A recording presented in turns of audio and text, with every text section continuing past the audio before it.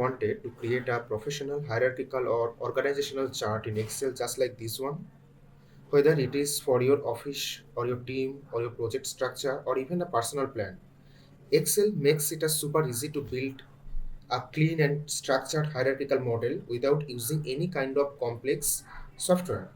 In this video, I will walk you through step by step how to create an organizational chart in Excel, starting from a simple employee data in this table and then transforming it into a clear and a professional hierarchical diagram like this one.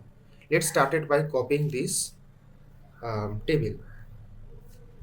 We have already copied the table here in the new sheet,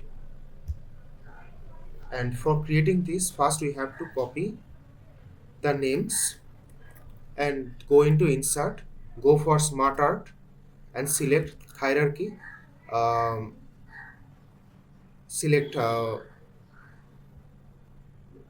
select this one, okay, and go to the text pane here, just delete this thing and paste the names you have copied here. Now based on the hierarchy, just put them in proper structure.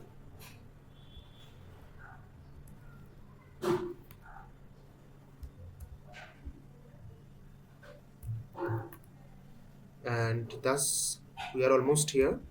Now change the color to make it visually attractive.